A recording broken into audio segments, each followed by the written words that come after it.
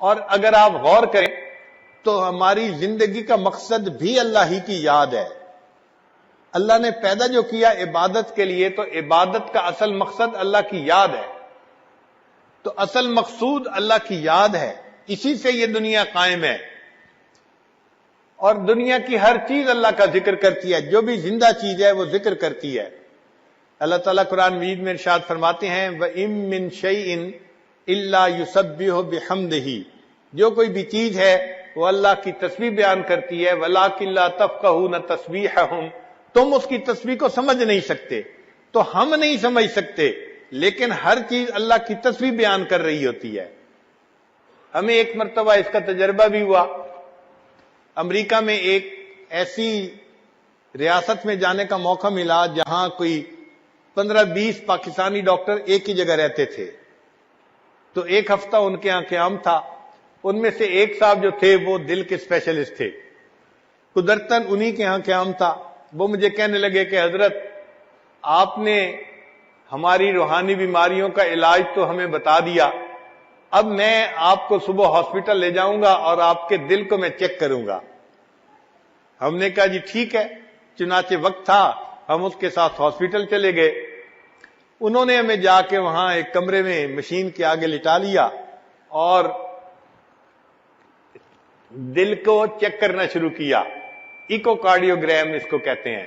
وہ دل کی تصویر آ جاتی ہے اور دل کی رگوں میں کیسے خون جا رہا ہے اور آ رہا ہے اس کی پوری تفصیل اس کے اندر ہوتی ہے. جب انہوں نے اسکرین پہ دکھایا تو مجھے کہنے لگے دیکھیں یہاں سے خون جا رہا ہے اور یہاں سے خون آ رہا ہے اور اتنی مقدار سے جا رہا ہے اور آپ کی شریانیں اس وقت ٹھیک ہیں اور 80% کام کر رہی ہیں 100 کی بجائے. تو اس عمر میں 80% بہت اچھی چیز تھی. کہنے لگے جی میں بہت مطمئن ہوں آپ کے دل کی کیفیت سے. پھر اس کے بعد کہنے لگے کہ حضرت میں آپ کو آپ کے دل کی آواز سناؤں. کیا سنائیں؟ تو انہوں نے ایک بٹن آن کیا. جیسے ہی بٹن آن کیا تو آواز آنے لگ گئی جیسے دل جو ہے وہ خون کو پمپ کر رہا ہے. وہ کہنے لگا جی کہ ہماری میڈیکل کی کتابوں میں لکھا ہے کہ دل جب خون کو پمپ کرتا ہے نا تو لب ڈب کی آواز آتی ہے. لب ڈب یہ آواز آتی ہے. اس کو ہم نے بھی سنا لیکن قدرتاً میرا ذہن دوسری طرف گیا. میں نے کہا ڈاکٹر صاحب اصل وجہ یہ تھی کہ یہ کافر لوگ ہیں، یہ دل کی آواز کو سنتے ہیں تو ان کو لب ڈب نظر آتا ہے. آپ ذرا غور کریں، مجھے تو یہ کچھ اور آواز نظر آتی ہے. تو وہ غور سے مجھے دیکھ لگے حضرت کون سی آواز؟ میں نے کہا یہ تو دل لب ڈب نہیں کر رہا، یہ تو رب رب رب رب کر رہا ہے. جب اس کو یہ کہا تو وہ بڑے حیران ہوئے. پھر کہنے لگے اچھا اس کو دیکھتے ہیں. پھر انہوں نے غور سے اس کو دیکھا اور پھر کہنے لگے حضرت رب رب کی آواز بالکل اس کے زیادہ قریب ہے. انہوں نے فیصلہ کر دیا کہ واقعی انسان کا دل جو خون پمپ کر رہا ہوتا ہے وہ آواز رب رب کی پیدا ہو رہی ہوتی ہے. میں نے کہا آج مسئلہ سمجھ میں آ گیا. اگر ہر زیرو کا دل جو خون پمپ کرتا ہے اس کی آواز رب رب پکار رہی ہے، اس کا مطلب یہ کہ جتنی زیرو دنیا کے اندر ہیں سب کے جسم اللہ کا ذکر کر رہے ہوتے ہیں. اللہ تعالیٰ نے تو قرآن مجید میں فرما دیا وَإِن مِّن شَيْءٍ إِلَّا يُسَبِّحُ بِحَمْدِهِ وَلَٰكِن لَّا تَفْقَهُونَ تَسْبِيحَهُمْ. تو واقعی بات ایسی ہے کہ ہمارا جسم اللہ کا ذکر کر رہا ہوتا ہے. باقی ہم خود اللہ کا ذکر کریں تو پھر کامل جسم اللہ کا ذکر کرے گا، ورنہ آدھا تو کر ہی رہا ہوتا ہے اور باقی آدھا غافل ہوتا ہے. تو ہمیں اللہ تعالیٰ کا ذکر کثرت کے ساتھ کرنا چاہیے تاکہ اس کے اثرات ہمارے دلوں پر مرتب ہوں. چنانچہ انسان کا یہ جو ذکر ہے یہ انسان کے لیے جان کی مانند ہے، روحانی جان کی مانند ہے. چنانچہ حدیث پاک میں آتا ہے، ابو موسیٰ اشعری رضی اللہ تعالیٰ عنہ روایت کرتے ہیں قول النبی صلی اللہ علیہ وسلم مثل الذی یذکر ربہ والذی لا یذکر ربہ مثل الحی والمیت، کہ مثال اس شخص کی جو ذکر کرتا ہے اور اس کی جو ذکر نہیں کرتا زندہ اور مردہ کی مانند ہے. یعنی ذکر کرنے والا انسان زندہ ہے اور ذکر نہ کرنے والا شخص وہ مردہ کی مانند ہے. تو یہ روحانی زندہ اور روحانی مردہ ہے گویا. دیکھیے اللہ کے حبیب صلی اللہ علیہ وسلم نے 1400 سال پہلے بتا دیا کہ ذکر کرنے والا انسان زندہ کی مانند اور ذکر نہ کرنے والا وہ مردہ کی مانند ہے۔ پھر نبی علیہ السلام نے ایک اور بہت پیاری مثال سے بات سمجھائی کہ جس طرح خزاں کے موسم میں درختوں کے پتے جھڑ جاتے ہیں اور خشک ہو جاتے ہیں، اگر اس وقت درمیان میں ایک بالکل سرسبز درخت ہو تو وہ کتنا حسین اور اچھا لگتا ہے۔ نبی علیہ السلام نے فرمایا کہ ذاکر اللہ فی الغافلین کالذی یقاتل عن الفارین، کہ اللہ کا ذکر کرنے والا غافلین میں بیٹھ کر وہ ایسے ہے جیسے کہ فرار ہونے والوں سے قتال کرنے والا شخص ہوتا ہے۔ وذاکر اللہ فی الغافلین کالشجرۃ الخضراء فی وسط الشجر الذی تحاط ورقۃ من الصریب، جیسے خزاں کے موسم میں بے برگ و بار درختوں کے درمیان سرسبز درخت ہوتا ہے، اس طرح غافل لوگوں کے درمیان بیٹھ کر ذکر کرنے والا انسان اللہ کی نظر میں یوں حسین اور اچھا معلوم ہوتا ہے۔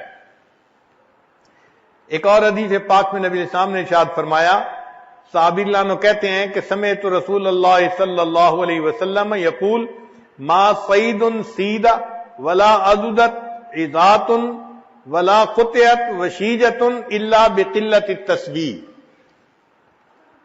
کوئی شکار یعنی پرندہ شکار نہیں ہوتا اور کوئی ٹہنی نہیں ٹوٹتی مگر یہ کہ تسبیح کی قلت کی وجہ سے، یعنی وہ تسبیح جب کم کرتے ہیں پھر شکار ہو جاتے ہیں۔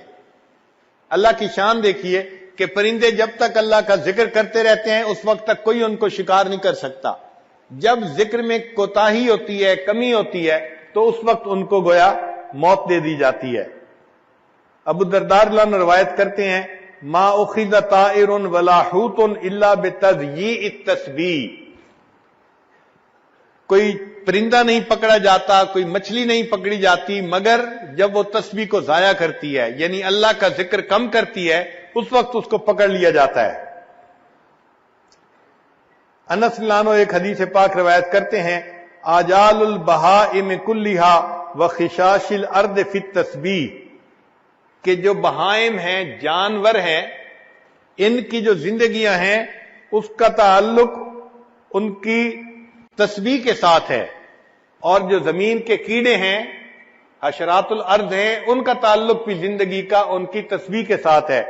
اگر وہ تسبیح کرتے رہتے ہیں تو زندگی لمبی رہتی ہے، جب ذکر میں کمی کرتے ہیں فَإِذَا إِنْقَضَى تَسْبِيحُهَا قَبَضَ اللَّهُ أَرْوَاحُهَا، جب تسبیح چھوڑ دیتے ہیں اللہ تعالیٰ پھر ان کی روحوں کو قبض کروا دیتے ہیں۔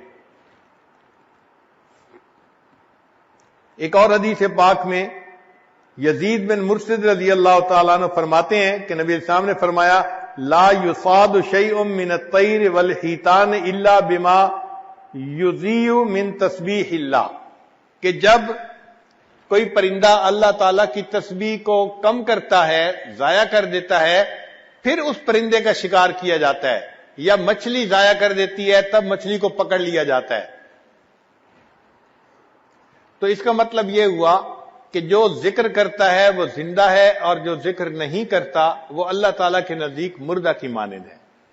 اسی لیے یہ پوری کائنات، اس میں جب تک اللہ رب العزت کا نام رہے گا یہ کائنات اس وقت تک سلامت رہے گی، اور جب یہ اللہ کا نام سے محروم ہو جائے گی اللہ تعالیٰ اس کائنات کو ختم کر دیں گے۔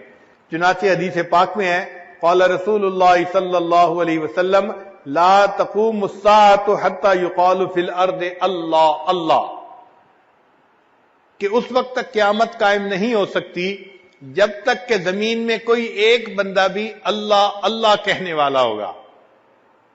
یہاں ایک نقطہ سمجھنے کی ضرورت ہے کہ قیامت سے بڑی مصیبت اور کوئی نہیں، اتنی بڑی مصیبت اس وقت تک نہیں آ سکتی جب تک کہ ایک بندہ بھی اللہ اللہ کہنے والا ہے۔ اور ایک اور حدیث پاک میں ہے کہ اللہ تعالیٰ نے اسرافیل علیہ السلام کو حکم دیا ہے کہ اگر تم دنیا میں کسی بندے کو سنو کہ وہ میرا نام لے رہا ہے تو اس نام کو سننے کے بعد سور کو پھونکنے میں 40 سال کی تاخیر کر دینا۔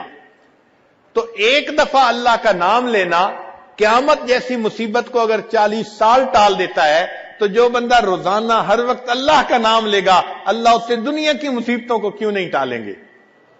آج ہم تعویذوں کے پیچھے بھاگتے ہیں اور عاملوں کے پیچھے بھاگتے ہیں، ہمیں اصل میں سمجھ نہیں آتی کہ کرنے کی کیا ضرورت ہے۔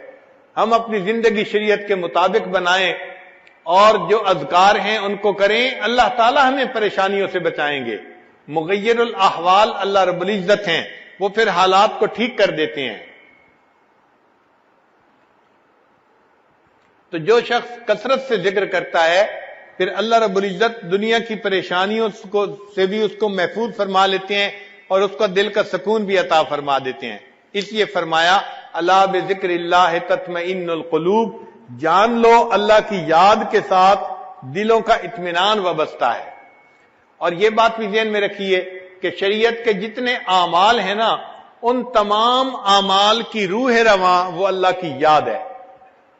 اب دیکھیے اعمال میں سب سے افضل عمل نماز ہے۔ شریعت نے نماز کے اندر، نماز سے پہلے، نماز کے بعد ذکر کا حکم فرمایا۔ چنانچہ الذکر قبل الصلاۃ وذکر اسم ربہ فصلی، اور اس نے اللہ کے رب کے نام کا ذکر کیا اور نماز پڑھی۔ اس آیت سے پتہ چلا کہ نماز سے پہلے بھی اللہ کا ذکر کرنا ہے۔